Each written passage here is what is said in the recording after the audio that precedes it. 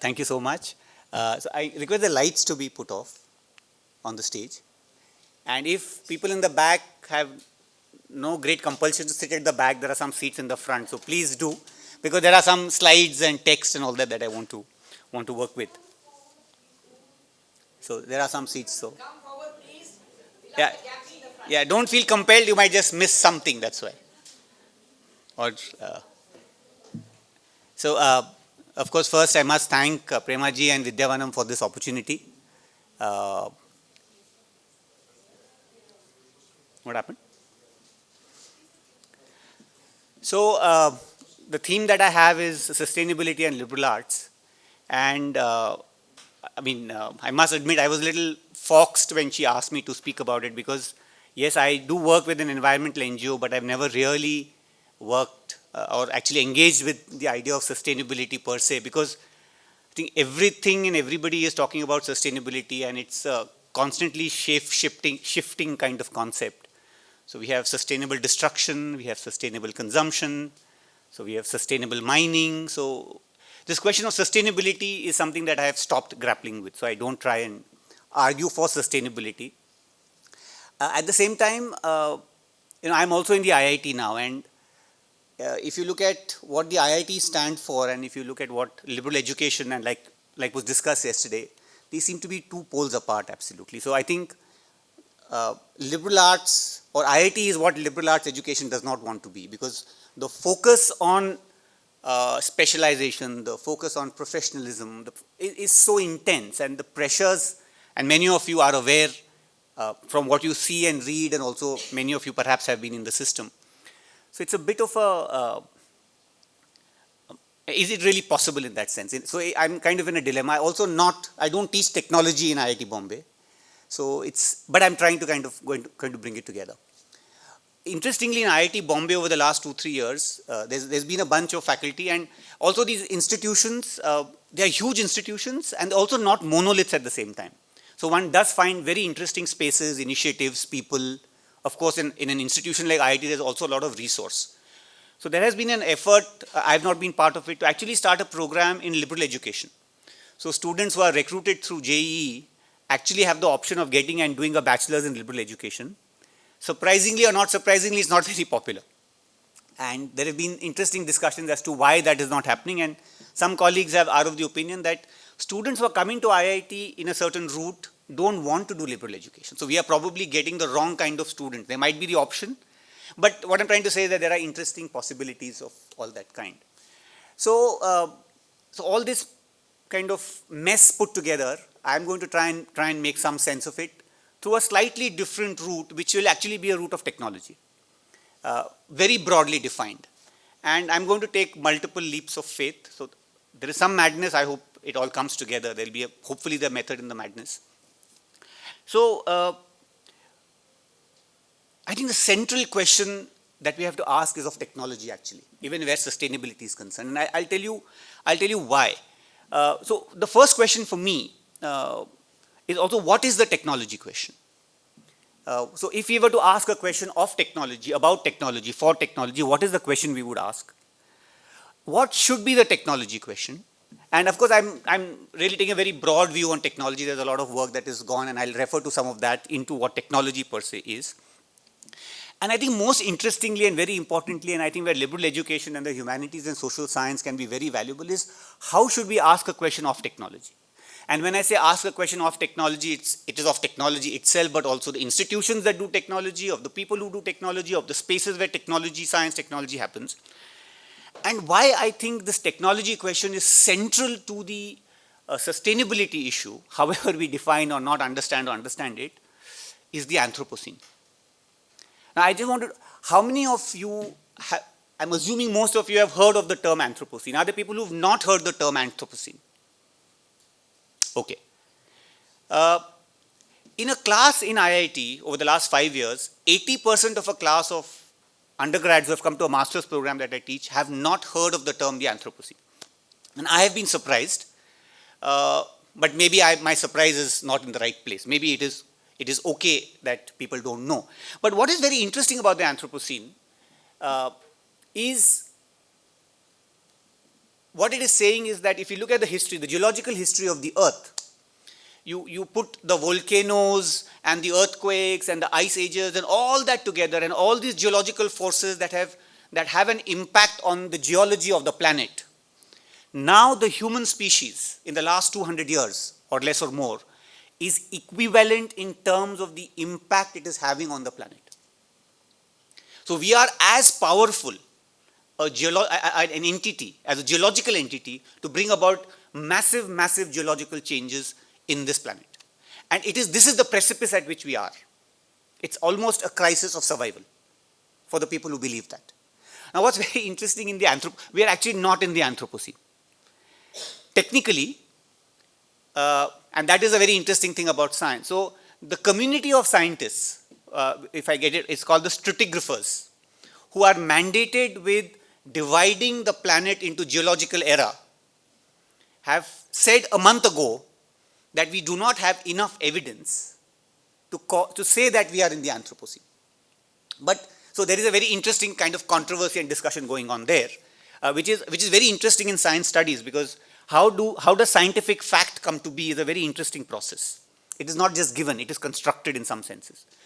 But even if we don't go there and we recognize the challenges that we are facing, climate change, of course, is one of the most evident issues. If you look at the markers, the signatures of the Anthropocene, you will see a predominant signal of technology. So if you do pop geology and say what are the 4 markers that geologists so anyway, why they're not saying it's Anthropocene, they're saying we don't have enough evidence that when you dig up the earth, you will get evidence that the era has changed from the Holocene to whatever, finally to the Anthropocene. But the 4 markers of what is considered the Anthropocene are very interesting. One is chicken bones. So we have modified the chicken that human beings received, and the chicken that we have today is very different. Through the technological process, the way the chicken has been bred, the bone structure is completely different. So and it is apparently the most consumed meat. So the maximum amount of bones will be chicken bones. So some 2,000 years later, when we are not there or we are there and some archaeologist or somebody digs up, they'll find bones that they know they're chicken bones, but they're different from what was 50 years ago. The other is cement. The third is plastic. And the fourth is the nuclear signature. And there's a very interesting, if you look at the discussion in the Anthropocene, they talk of the 1950s as a moment of the great acceleration. It's a very beautiful term, where they suddenly found that they put 12 or 13 parameters of changing Earth systems, increasing greenhouse gases, fuel consumption, etc., etc., etc. And all of them, 1950s onwards, start to spike. And this is also a marker. So it's a kind of moment, it seems, with the starting of the Industrial Revolution and in the middle of the 20th century when something starts to change. And this is also a marker with the nuclear explosions, etc. So they find that marker there. But what I'm trying to point to is the fact that this is a technology question. So what we have been able to do, we would not have been able to do if it was not for technology broadly defined. We can call it tools, we can call it instruments, we can call it machines. And it's also very interesting what we call technology. I think in today's context, we end up, when we say technology, and we had that discussion yesterday, it is digital technology. But a safety pin or a needle is technology. A charkha is technology. So, and this difference between the person I learned spinning from, and I'm going to talk about that, makes a difference between a tool and an instrument, for instance. But what I'm trying to say is that the signature of a technological influence is very, very central. So we cannot, I think, anymore discuss sustainability, the Anthropocene, our current crisis, without looking at technology. And the question is, how do you then do that? And this is, in a sense, you can do a social science on science. Can we turn the lens around? And I'm going to refer and try to talk to you through some ideas and through some what I'm trying to do and what I have learned. So it's more a reflection on my last 5 or 6 years. So I did a PhD, very recent PhD, in something called Science and Technology Studies, which is a very interesting emerging discipline in the Indian context, where you're drawing upon tools in history, sociology, anthropology, but you're studying science. You're studying the scientist. You're studying the scientific institution. So in some senses, to use not a very great analogy, is to put the scientist and the process under the sociological microscope, or to enter the black box of scientific knowledge production or technology production, or going backstage of science. So you see science and the output, which is one of the most powerful defining elements of the modern era. How is science created? What you see science, and what is science actually? Science is a scientific paper. That's it. It's creation of knowledge in a space, and the paper is the carrier of knowledge. So what happens inside that scientific laboratory? And some of you might be aware of the work of Bruno Latour, which I'm going to refer to. But, so he says, it's like a stage play. It's a beautifully choreographed performance. You only need to stay backstage to know what a mess it is and how much has to be done at the back to create this beautiful performance. Science is the same. What we see is the choreographed output of a scientific process. When you enter the space where it is created, you see what is happening. Is that a way to understand what is happening, for instance? So why it is important, and I'm going back to taking my first kind of jump here somewhere. If we look at technology and those processes in different ways, and I'm going to refer to two scholars. One is Lewis Mumford, going back almost 100 years ago, and he spoke of two formulations that are very beautiful. One he talks is of the polytechnic, and which enlists many different modes of technology, providing a complex framework to solve human problems, life-oriented, not work-centered or power-centered. And he posits this as again something he calls the monotechnique, which is technology only for its own sake, which oppresses humanity as it moves along its own trajectory, based on scientific intelligence, quantified production, directed towards economic expansion, military superiority. And this is very much the idea of the modern technological, we are living that vision, so to say. And the example that Mumford used was the automobile in the 1930s and around that time. But of course, you can easily expand that and see what is the formulation of this whole enterprise, the human enterprise as it were, that we might call technology or whatever they call. And then more recently, Sheila Jasanoff, I think she also has some very beautiful formulation. She, again, and I find there's a parallel between what the two of them say. She talks of the technologies of hubris. So the idea in the technological vision and the scientific vision is of certainty, of perfection, of perfect prediction, of knowing, of understanding completely and then planning accordingly. And we all know, and scientists also will acknowledge, that there are many things we don't know. There are the known unknowns and there are the unknown unknowns. So how do you plan for that? But the entire technological enterprise, and if you look at big infrastructure, I do some work in the Andaman Islands, for example, and the amount of infrastructure that is being constructed there on the world's most active geological fault line is unbelievable, because you know that there is going to be an earthquake. There has been the biggest tsunami in living memory 20 years ago. We are in the 20th year of that 2004 tsunami. There was a 9.3 Richter scale earthquake in the Nicobar waters. So that's a known, we know it's going to happen. We don't know when it may happen. But technology and what we seem to do seems to just go ahead, as if that doesn't exist. That we know, but we don't know. We don't know when the next earthquake will come. So she refers to this as the technology of hubris, which is to reassure the public, to keep the wheels of science and industry turning. Governments have developed a series of predictive methods, risk assessment, cost-benefit analysis, modeling. These are all very predictive, very solid kind of, it gives us assurance. And in the social sciences, we know that there is no prediction. We can only describe. And that's a constant challenge we have with engineers and, but what is the use of this? I don't know what use is there. The utility question came up yesterday. But if we can explain and describe something, you create insight that you might be able to act upon. Not as in 2 + 2 is 4, but something that is more abstract and more nuanced than that. So she says, these are designed on the whole to facilitate management control even in areas of high uncertainty. They ignore uncertainty and ambiguity. We know our lives, our systems, our technologies are riddled with uncertainty and ambiguity, but our scientific, technological visions are actually denying the existence of that. They focus on the known at the expense of the unknown. And we all know that there's more unknown than the known. It is producing overconfidence in the accuracy and the completeness of the pictures they produce, well-defined short-term risks, etc., etc. They internalize challenges that arise outside their framing assumptions. And the chemical toxicity discourse is exactly that. The kind of chemicals we have synthesized chemicals we have put into the planet, and we don't even know what one will do. And here you have a combination, and this is what the chemists will tell you, for instance. So there is the technologies of hubris. And I think it's a very beautiful formulation, the technologies of humility. So this kind of if one might extend that, this arrogance that we know, that we can understand, that we can create, that we can control, and this constant going on, I think, which has brought us to this crisis of the climate change crisis and the Anthropocene that we are in. So unless we negotiate with that question, unless we engage with that question, I am not here demonizing technology in whatever way, but how do we engage with the question, and what are the tools and methods that we might have? And that's where, and then there are questions that link up, and these are questions I have been grappling with, for instance, and I try to engage some of my students in IIT. What is skill? And I will try and close the circle at the end, because these are important. These are important in terms of sustainability, people's lives, etc. What is drudgery? Because a lot of the engineering aspect is to remove drudgery. And if you look at the dictionary meaning of drudgery, I find it's menial physical labor.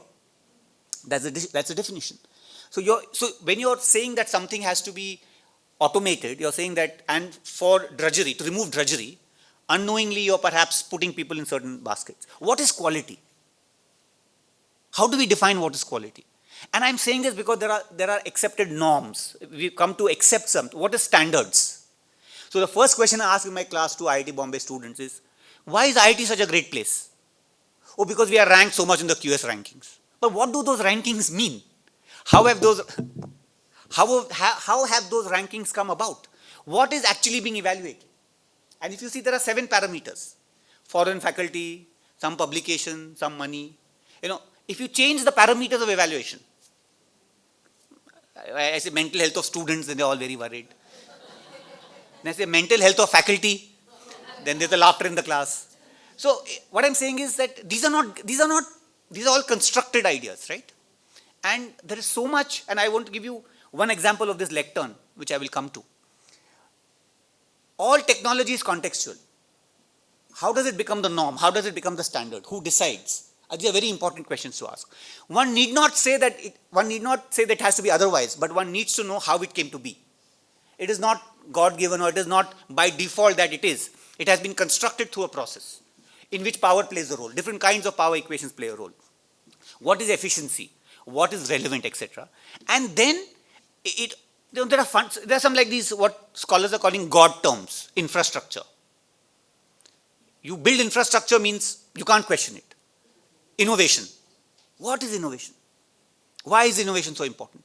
God term, can't. And the flip side of that is there are certain aspects in technological systems that have completely been ignored. Repair and maintenance. If you look at budgets, which has not been done really, you are perhaps investing more in repair and maintenance of infrastructure and technological systems than you are actually investing capital investment in creating new infrastructure. And imagine the ecosystems that are there of people, resources, skill sets. I had a bunch of undergrad students who were working with me. I sent them out into Bombay to study the repair and maintenance systems of automobiles in Bombay. Imagine the number of vehicles that are there in our cities.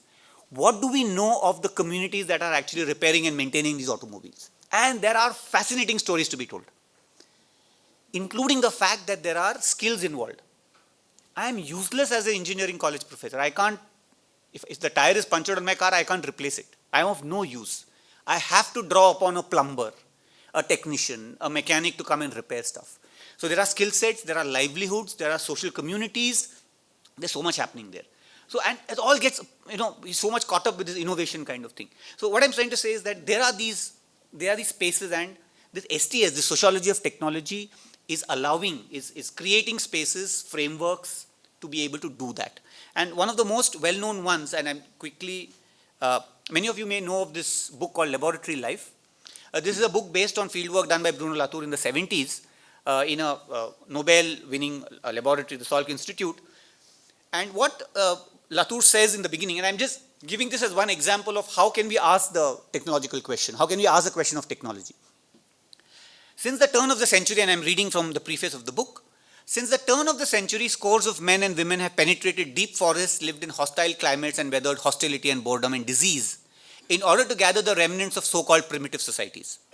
By contrast to the frequency of these anthropological excursions, relatively few attempts have been made to penetrate the intimacy of life among tribes which are much nearer at hand. There are far more interesting people, he says, around us, But we are going to the Andaman Islands, we are going to the faraway Amazon to study these exotic communities who actually have no relevance for our lives. It's just kind of fun.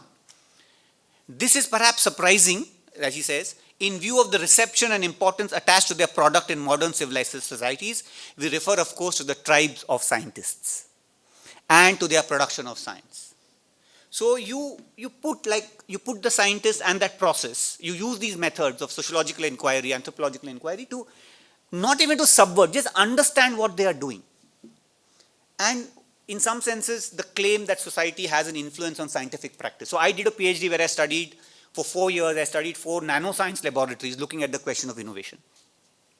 And what I'm realizing is the moment we turn our lenses, the moment we start looking differently, you get insights that absolutely surprise us. Who are these people in these labs? Why are they doing a PhD? In one of the labs, half the students were from small town India who could not speak English, struggling with the language. They want to do a PhD not because they're interested in science. That is the pinnacle of achievement educationally. They wanted to be medical doctors.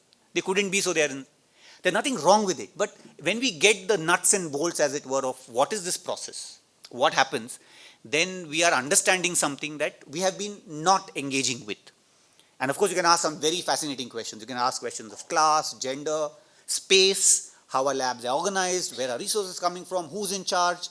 So everything then is open up for inquiry, and it does give very fascinating insights. And this is, maybe I'll skip it in the interest of time. This is the laboratory PI talking about Bruno Latour's work. And he, of course, says that what Latour is doing, I'll paraphrase, is that he is studying us like we study ants. And of course, we don't want to be considered ants. But he also said something interesting. He said, while we have started to look at our scientific work sociologically, the sociologists have started to look at the world biologically. So it's a very interesting kind of, osmosis, or whatever we call it, that is happening. But it is opening up science, technology to inquiries in ways that are very interesting, and I think more importantly to spaces that we have not been inquiring for whatever reason. I mean, because this hegemony of science and how that comes to be out was very, very interesting. So this could be one kind of one small step in terms of saying, okay, this is how we can investigate technology. Now, why that is important is, like I said, now this is a very standard chair, right? How many left-handers in this room? Have you ever been able to use a chair like this? No. You cannot. I don't have any space, except I was told in the Hyderabad Public School in Begumpet, they have in every class 10% of the chairs are for left-handed. Now, why is that the case? Obviously, a left-handed person has not designed this chair. I'll give you another example. I don't know if you noticed when Premaji was speaking here yesterday, we could not see her at the back.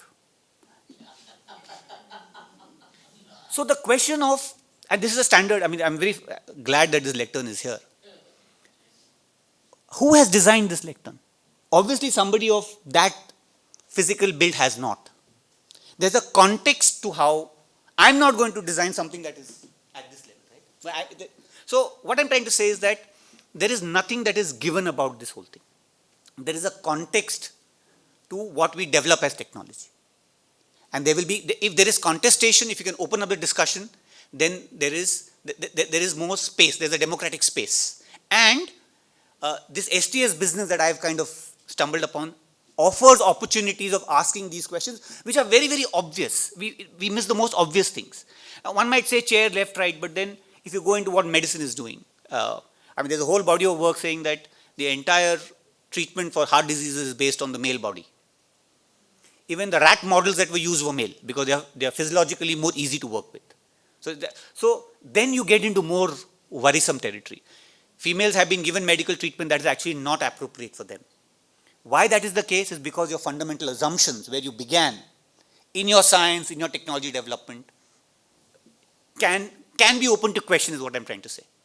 And these could be ways of kind of doing that. So I use these two cases again, the lectern and this right-handed chair in class, and it really opens up people's mind, and we never realize. And the pocket on the left-hand side for men.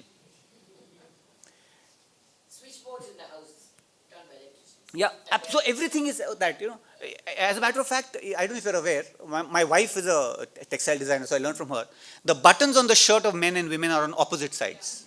And, and there's a reason for that, or there is supposed to be a reason for that. It goes back to Victorian times when, from what I understand, the women of high class had somebody button their shirts. Men had to do it themselves, poor chaps.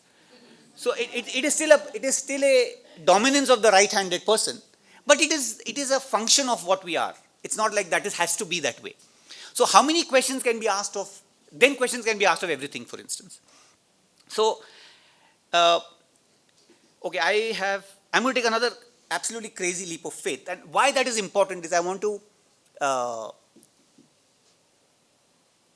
one of the most confounding things that I have done in the last few years. Also because what this kind of thinking allowed me, created the possibilities and the tools and the sensibilities of investigating the scientific process. So I'm going to talk to you about a bunch of Indians in 2035, okay? These are Indians that the Indian state has created in a document called the India Technology Vision 2035, okay? They have been named, they have been visualized, and they have been given categories. I mean, named as in they've not been called Pankaj or Prema or something, but they have been given categories. I'm going to run their pictures for you, and I'm going to see and ask you to identify if you can find yourself in that. This is the Technology Vision 2035. I'll come to this later. Indian number 1 in 2035. Anybody here? Nobody? Steve Jobs look-alike. Poor quality Indian Steve Jobs. Indian Steve Jobs would be? With Modi. This is Indian number 2. Okay? I'm not going to give you the solution to this. I will leave it for the end. This is Indian number 3. Indian number 4. Indian number 5. These are Indians of 2035 in a government document. Okay? Indian number 6. Can you find yourself here? You can? You will not be found. These are only 35-year-old people. You and I are not there, Premaji. You saw that? I mean, look at the age bracket that they're looking at. No, so there's no child in 2035. There's no 70-year-old man or woman in 2035. But that's only very incidental. Now, what's very interesting is this. They have been categorized in 6 categories. So we have alternative lifestyles and worldviews. There are beehives and production lines. There are the rooted and the remote. They are the creative, innovative, imaginative, and they are the globalized and the diaspora. And sorry, the slide is gone. There is also the left out or the left behind. Do a match the following now. That was completely not my fault. You can do a match the following. And whatever match the following we do, we can raise questions, right? But look at the symbolism. Look at the visioning. Look at the categories. So we did a couple of papers on for the EPW with my colleague in IIT Delhi and for the current science. So the question of left out from what? Left behind by whom? What does alternative lifestyles mean? And who represents the left out and the left behind? Is this left out and left behind? Do you think? Could be, right? Why not? But invariably, in a class that I've been doing now for 5 years, exactly. Somebody said, this person or this person is the left out or the imagery. So a class of young students will say, this person is. Or even if they don't agree with it, this person will be that category. So not only are we whatever, but we are also reifying that whole thing. So I just find it's just a fantastic exercise to do. I don't know what value it is, but it really shows the challenges. And this is Technology Vision India 2035, done in 2016 by something called the Technology Innovation Forecasting and Assessment Council. That is a DST institution that was set up by Rajiv Gandhi in the 80s. Abdul Kalam was the earlier president. The Vision 2020, the very famous Vision 2020 was done as part of this. This is a follow-up to that. It's an institution located in IIT Delhi. Now, most people don't know about it, which is a good thing, I guess. But what is it that it is representing? What is it that is actually creating? I think is something very, very important to think about. And again, I'm saying this because I'm finding that how do you engage with something like this? What are the tools that we might have academically and otherwise? And I'm able to do this because it's created this sensibility and this possibility for me, is what I want to just put across to you. And I will now come to the third part of what I've been trying to do, and I was also trying to, in the course I teach, in more recent years I've become very interested in Gandhi. And I teach a course called Technology, Society and Development. And as a part of that one semester course, we do a 3-day compulsory hand spinning workshop for the students, of about 30 students. So I've learned hand spinning myself on the charkha. I brought a charkha here. And it has been absolutely fascinating to see the responses of the students at the end of 3 days. I get them to write a small testimonial. I'll read out a couple of them for you. These are engineering students from all over the country. Most of them are very kind of foxed as to why do we have to do this. They kind of, some of them are very irritated, upset. But I think one is, what is the question to ask? And the two, where the sustainability is concerned, I think there's enough information out there. There's enough knowledge that we have. It is the pedagogy that we have to engage with. This experiential learning, as it were, and there are so many exponents of that here, and we've been discussing about it. I think, how do we make that experience real? Because why I'm saying that is, completely unexpectedly, of course, we are putting those ideas there. The testimonials are talking of all of this, independent of pushing them to do those kind of questions. So I'll just run you some pictures. On the right-hand side is Madhav Sahasrabudhe, my spinning guru. And this is a bunch of students that from the institute. On the right-hand side, you can see the charkha. Just some pictures. Over 3 days, 1.5 hour slot, 3 consecutive days. They're learning how to spin.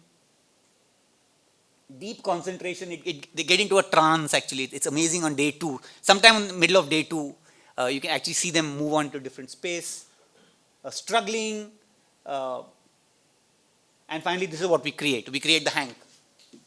This is the hank that eventually, in the traditional process, 500 meters or 1,000 meters goes to the weaver.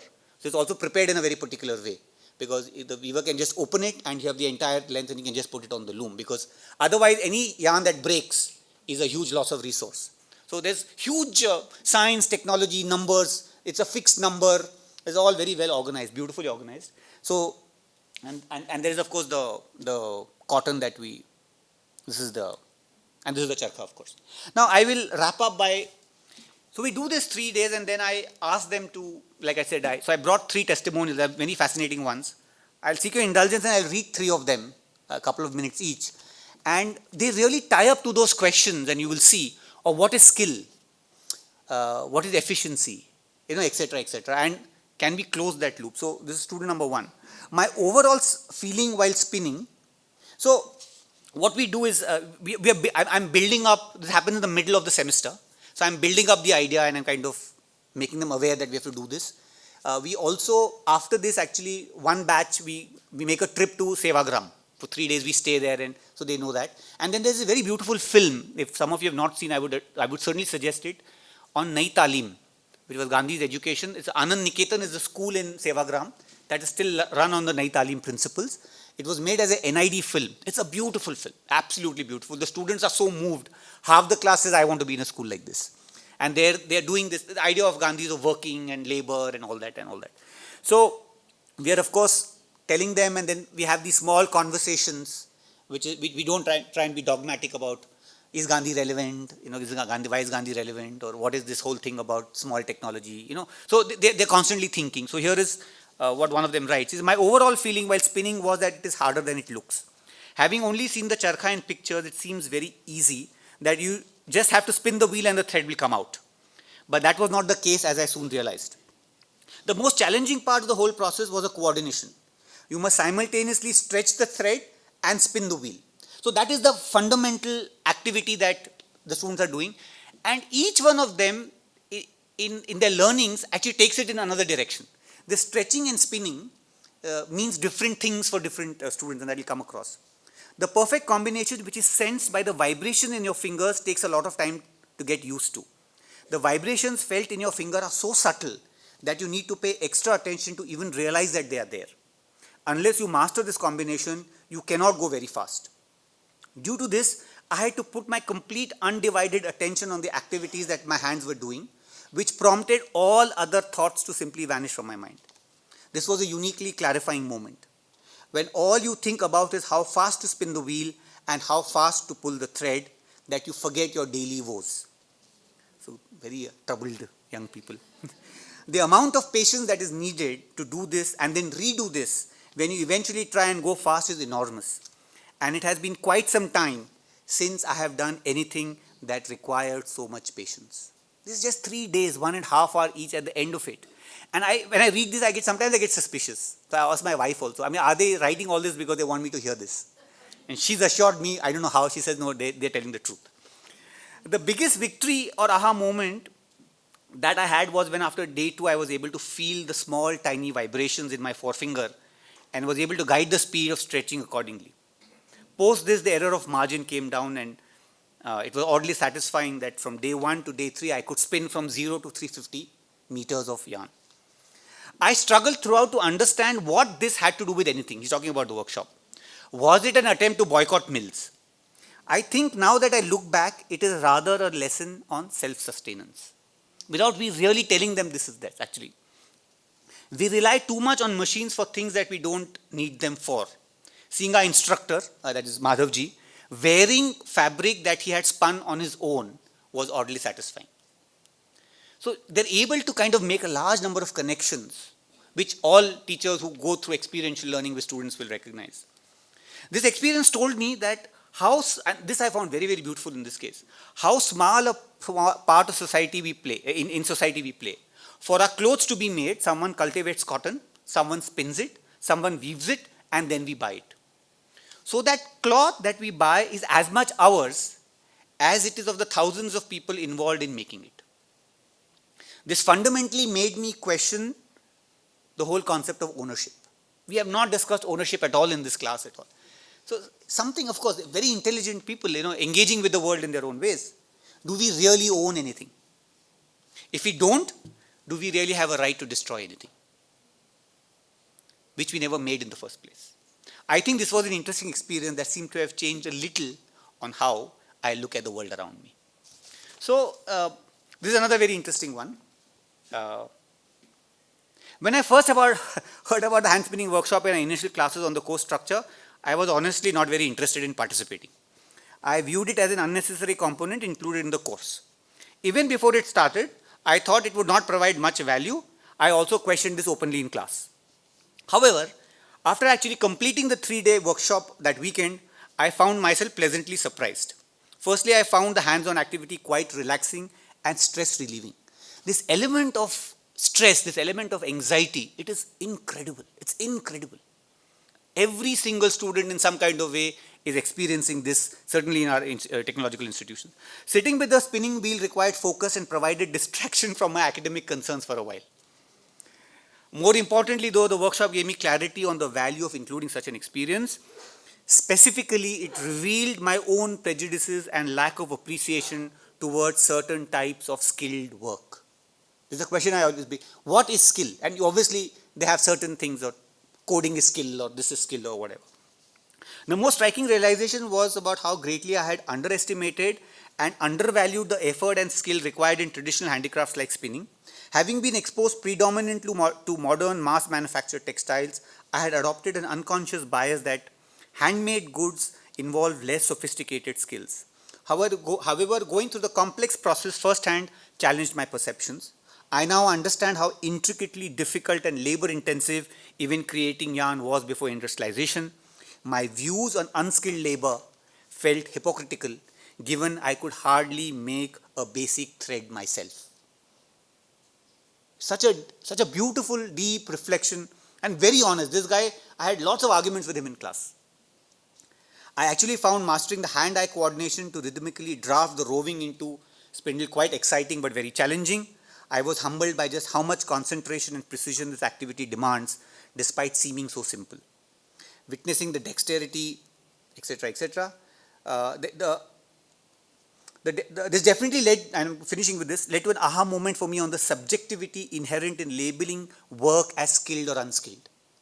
The precision needed rivals specialized technical jobs today that I have simply taken for granted as sophisticated because they involve modern tools and technology. Of course, the assumption is that the charkha is not modern. The spinning wheel but nothing can be more efficient or more modern in my opinion. Moving forward, I will be more conscious before looking down. He's not saying I will not look down, but will be more conscious before looking down on any category of work just because machines can do equivalent tasks efficiently. The workshop gave me a deep appreciation for the dignity of labor across so many domains of human creativity that we utilize daily but rarely acknowledge. So, for me, in all the teaching I do, this becomes the most productive, the most useful thing that I'm able to do. And also, there's some other effort to actually have a loom on campus, and people can even weave their, scarves, their graduation scarves, and all that. So, if I close the loop and I come back to this, and this is, as we discussed, is how the Indian state, if I might put it that way, has visualized India in 2035. We have 6 categories of mutually non-exclusive people. You have 50%. 50% is this lady in the helmet, which is the beehives and the working. This is basically, and they're defined as the productive lifeline of this country, which are people on the Charlie Chaplin Modern Times production floor. She's wearing overalls, right? So you have put 50% of the people in the production lines. You're calling them production lines. You are saying this lady in the bindi, 30% of the country is going to be left out or left behind. So, I mean, what does it even mean? And of course, there's some explanation of what they mean by left out, left behind, etc., etc. And as you can imagine, of course, the Steve Jobs lookalike is creative, innovative, and imaginative. Others aren't. I mean, it's not mutually exclusive, so maybe you can be left out and left behind and creative and imaginative. So, I still can't I still can't deal with this. I don't know what to do with this, except to put it out and, ask a question. But the way, when we do all of this, and I wrap up my class with this particular element, there is something that students are going back with. Because this question of how can this person be left out or left behind, or why is this man in the turban rooted and remote? What does it mean? What is about skill? What is about livelihood? So, and this comes back to that larger question of, unless we engage with all of this, the interdimensionality, the intersectionality, the multidisciplinarity, we are not going to be able to answer the sustainability question. So, and that's where I think, even if you don't say liberal arts per se, but what these sensibilities, these possibilities are made available to us, if we can create interesting collaborations, and people actually are, in the scientific and engineering community, people are very open to something like this. They are willing for you to come and study. Often they don't know that they imagine there will be good stories that will be told. And there will be dirty fights because you might find something as an anthropologist, sociologist that you might not agree with. But they are very willing. The problem is we don't have the human resource. I don't have any student to send into these labs if somebody wants to come and work with me. And we have to build that community. We have to slowly kind of construct that community of researchers and stuff like that. But I think the possibility of really opening up, asking interesting questions, and whether it's the technology of hubris as a formulation, or what is skill, or what is quality, really opens up conversations. And I think without which, I think we are only headed down a very, very grim path, as it were. So I'll stop there. I hope you got the answers right. So we are tracking your brain. So if you have them right, you'll get a prize. So the man in the turban, of course, has to be rooted and remote. He can't be traveling all over the world. Thank you very much.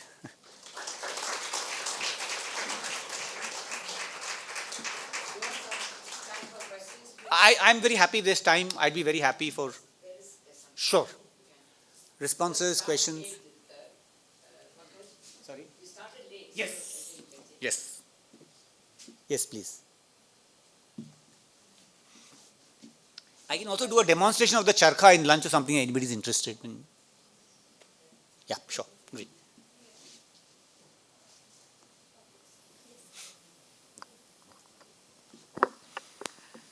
I was reminded of, can you hear? No, it's not on, I think. I was reminded of talking about left-handedness when Microsoft Mouse came. That was when it was most stark for me. The whole world was celebrating it and I couldn't use it when that chair reminded me. But my question was, when you were talking about those questions, what is drudgery, what is quality? You said something becomes the norm, like in technology, and something becomes the norm until it's questioned, then that norm changes. Do you have an example for us of something like that that became the norm for a long time and it changed? The norm changed because of questioning? I'm sure there are, but I'm not able to recollect anything. And maybe I should go and it's a damn good question. I should have a quick answer for that one. But it seems very plausible to me that that would happen. For instance, that if we ask, but I don't have an immediate answer for that. Maybe somebody else in the audience already has that answer. Yes, please. Give me the mic, please. Partly in the realm of technology, partly in the realm of visual culture. The Barbie doll. When it was imported to India, it was commodified and sold. There were not many takers. In many quarters, there are many takers. And therefore, the Barbie doll manufacturers in America, they indigenized the Barbie doll to suit the Indian conditions. I think but what she's talking more is norms and standards. But Yes, this is an standard. interesting example This is of a how there are, standard. yeah. This is a standard Ha. produced by a particular kind of a technology in the transnational context. When it was imported, for example, Sure. in the beginning, it was believed that the blonde, the fair, etc., the model will be liked so much. But in many quarters, for example, in the rural India, they could not connect. And therefore, there was a change of technology and the visual culture that was behind the production of the Barbie doll. I know in many institutions there is a 6-inch piece of wood behind the lectern. That is for short people to stand and be visible. I know in the Tata Auditorium in IISc there is a little. So somebody's thinking about obviously the solution to the problem. But I think it's a very interesting question. I'm sure there are studies on how these things have changed and what can be done, and I will check it up actually. Thank you. One of the many issues here is the inherent biases of any of these people who make these charts. And so we do not know their psychological backgrounds. We do not know anything about their upbringing, etc., whether they're atheists or whether they're theists, anything like that. So a lot of that plays into all these statistics. And so the question is, therefore, it's not so much who is to be rooted out, but who made those decisions. Absolutely. And we don't know who the authors are. We do. We do, okay. We do. Maybe I'm just waiting. This is the key contributors to the document. And these are all white-haired or blonding men. One woman. She's in the secretarial staff. Oh, okay. But only one. They are all technocrats or bureaucrats, either serving or retired.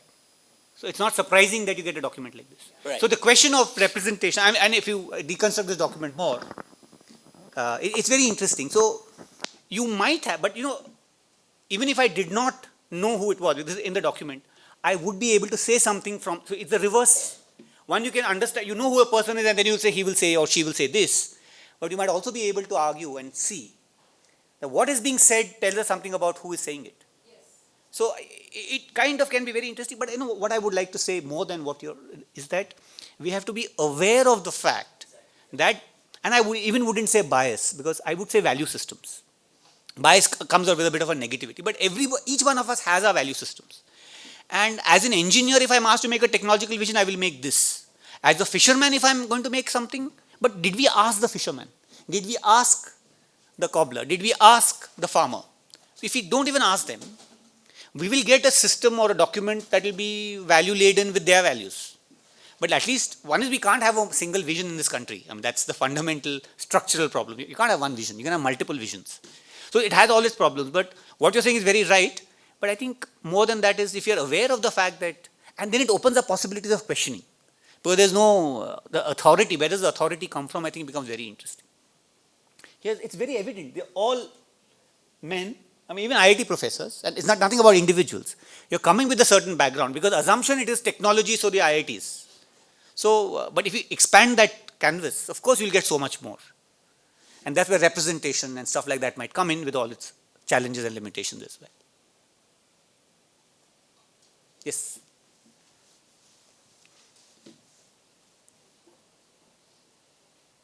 Thank you, sir.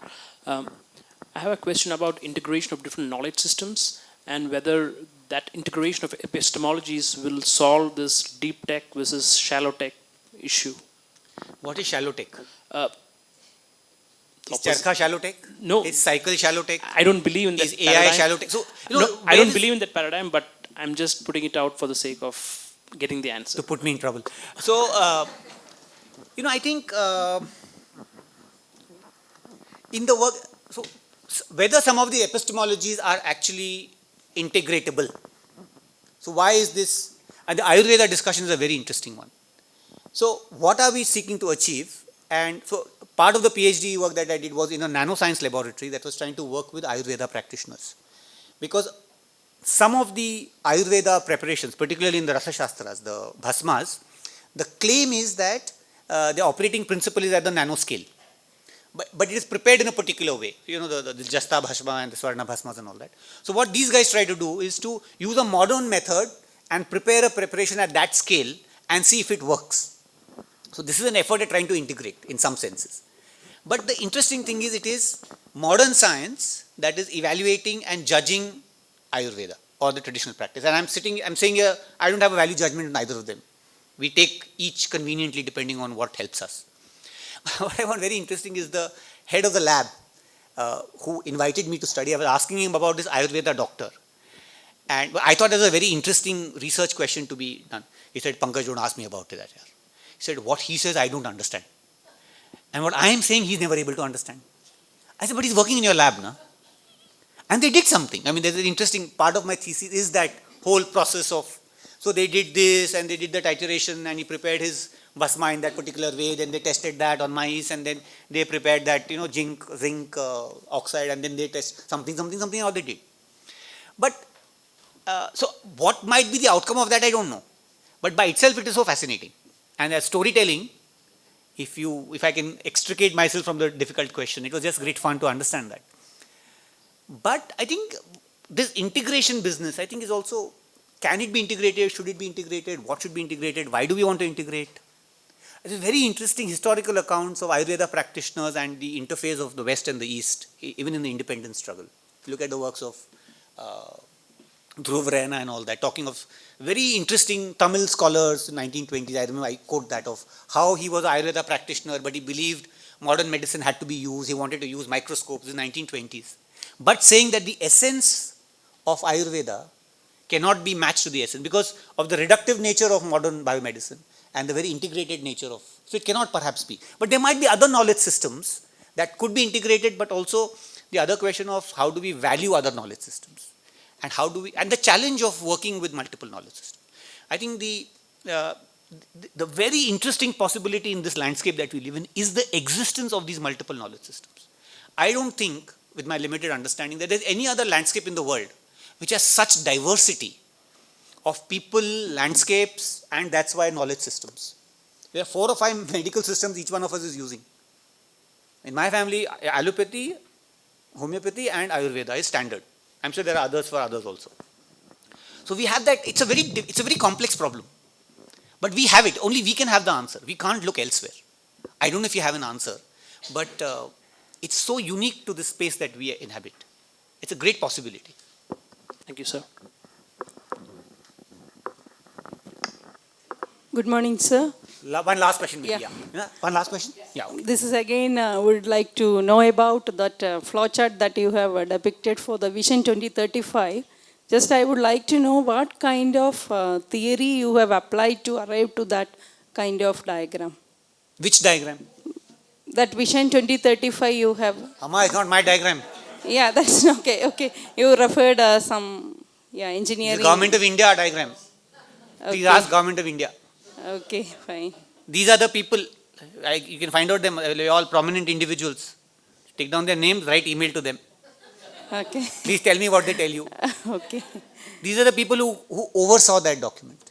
And it is, I've made this presentation in schools and students are just, so what's going on? School children are saying, what is this? No, it's not my. Okay.